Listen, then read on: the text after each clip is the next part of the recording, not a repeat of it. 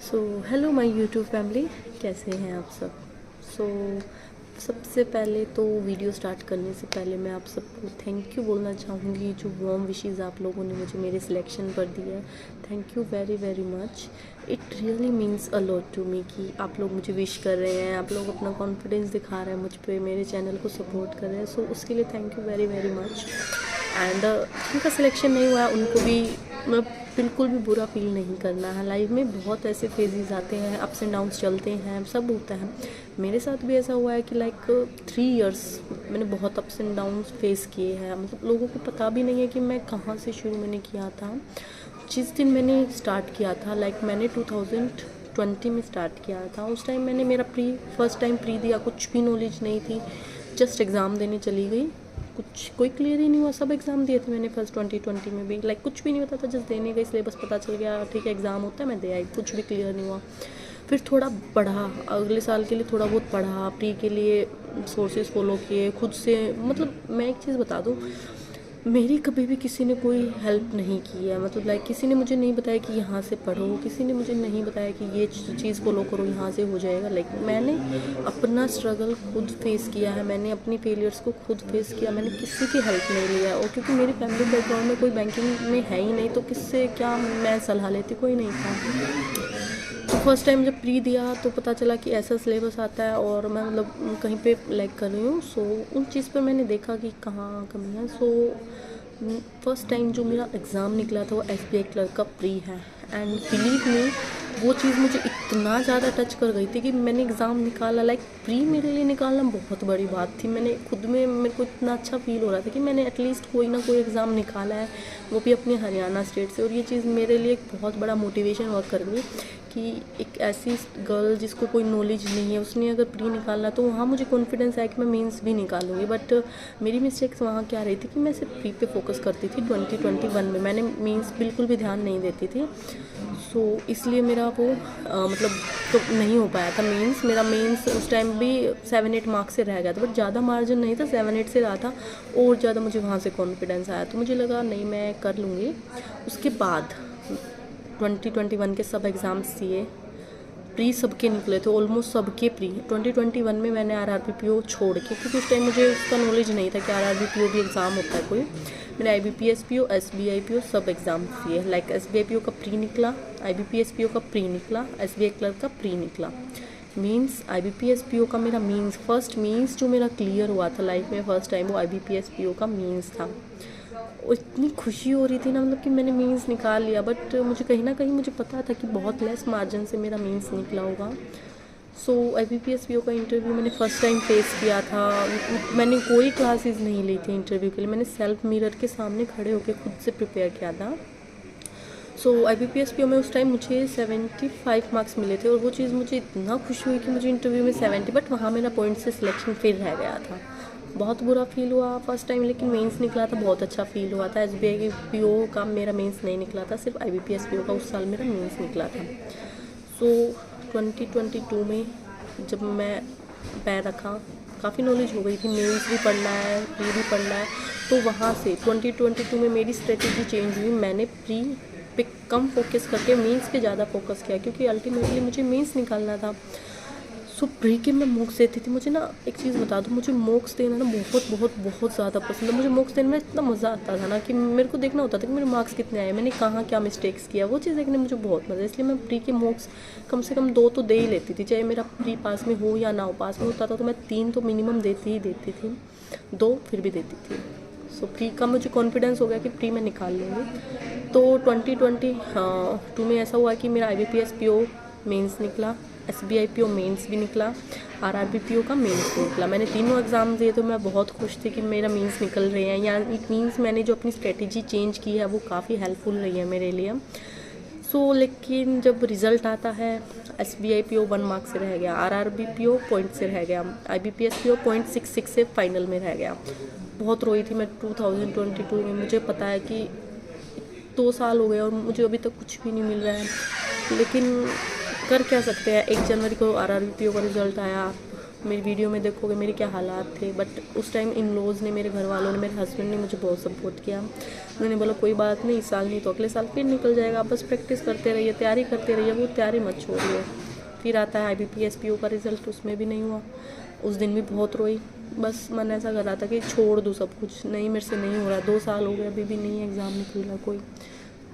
फिर थोड़ा सा करेज आया, फिर SBI PO का रिज़ल्ट आया, वो भी मीन्स में मतलब फाइनल में रह गया। बस टूट चुकी थी, मतलब कुछ भी नहीं था करने के लिए।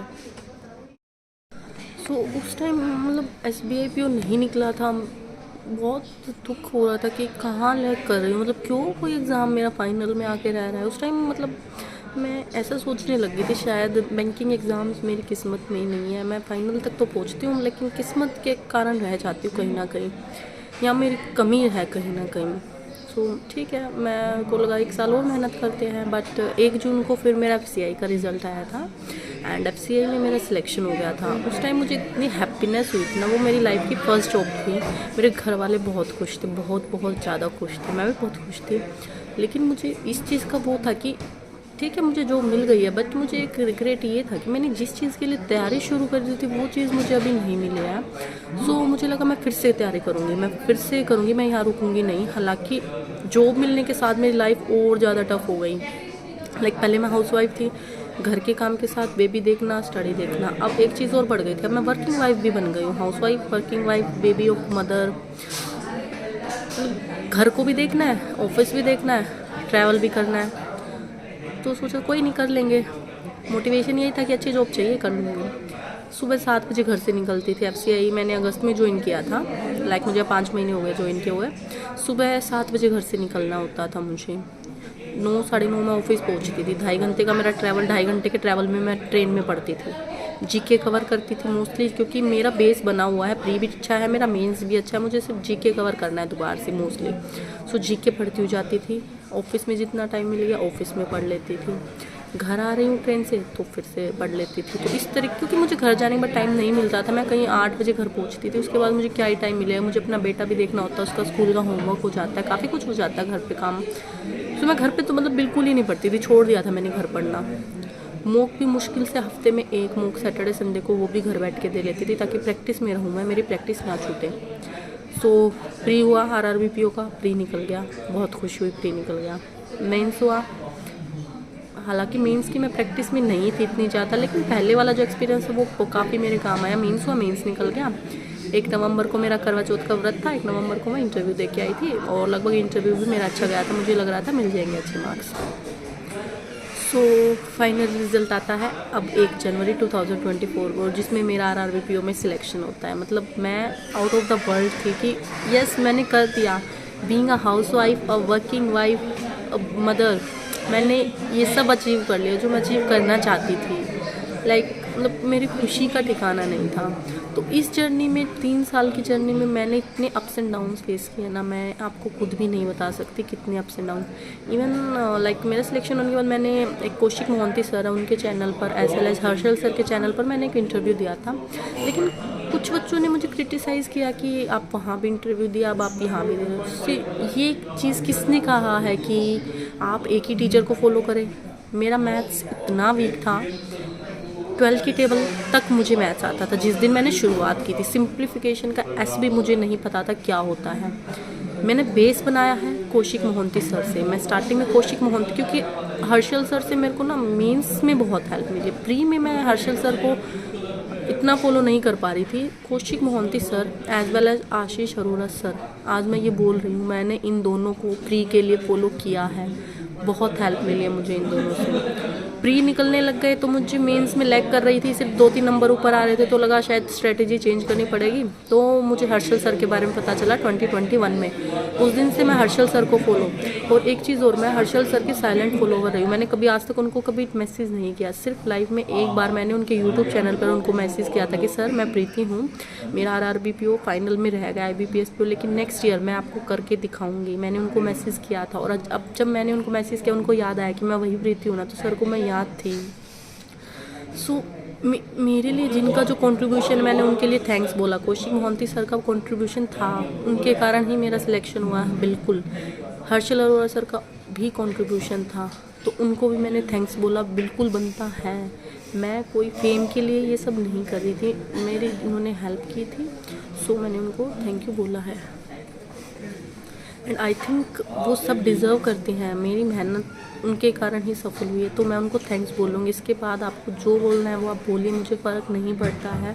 क्योंकि कल मैंने हर्षल सर के चैनल पर वो वीडियो डाली, मुझे बहुत बुरा लगा जब कुछ बच्चों ने बोला कि मैं फेम के लिए अलग अलग नहीं, मुझे किसी ने कुछ नहीं बोला, मैंने अपनी मर्ज़ी से उनको थैंक्स बोला है। और अगर आप एक अच्छे एस्पिरेंट हो ना, तो आप ये चीज़ समझ जाओगे कि आपने ऑल ओवर जर्नी में कितने टीचर्स को फॉलो किया है, कहाँ कहाँ से क्या क्या समझा। भाई मेरा तो मैथ्स ऐसा ही रहा है, मुझे पता है मैंने कितने टीचर्स को फॉलो किया है, स्टार्टिंग से लेकर अब तक मैंने 3-4 मैंने मैथ्स के जितने टीचर हैं ना सबको फॉलो किया था मैं, जिसका जो मुझको समझ में आया मैंने वहाँ से उसका वो चैप्टर कंप्लीट किया है।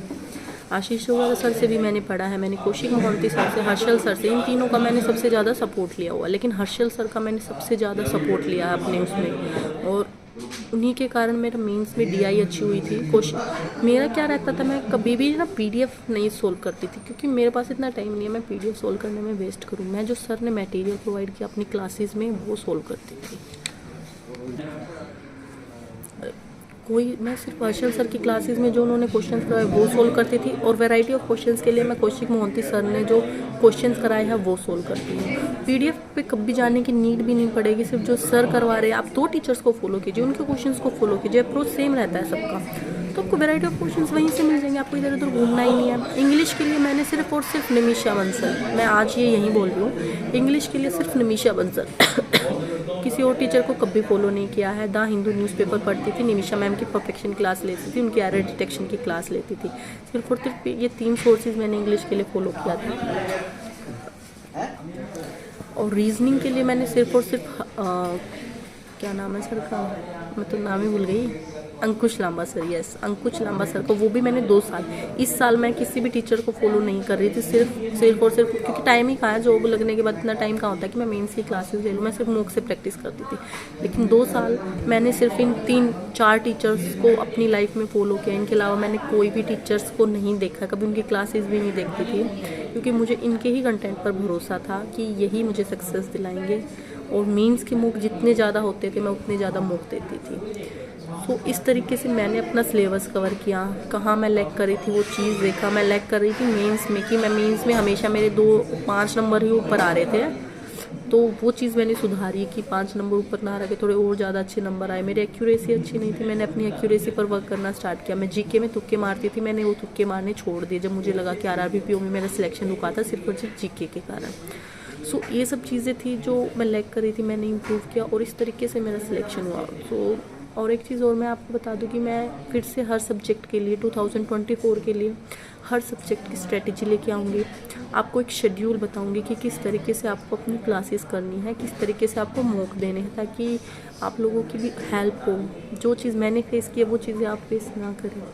सो इन सब चीज़ों का ध्यान देते हुए आप मेरे टेलीग्राम चैनल को भी फॉलो कर सकते हैं। वहाँ भी मैं अब से संडे से नेक्स्ट वीक से, मतलब जो भी अब आएगा मंडे, मैं आपको टारगेट देना स्टार्ट करूँगी। मैं चाहती हूँ कि मेरी तरह जो लोग जिनको कोई इन्फॉर्मेशन नहीं है, कोई नॉलेज नहीं है कहाँ से क्या पढ़ना है, उनको मेरे थ्रू हेल्प मिल सके और वो भी फाइनली 2024 में सिलेक्शन ले सके। सो ये मेरा टारगेट रहेगा, जितना मुझे टाइम मिलता है मैं उनकी हेल्प करूँगी।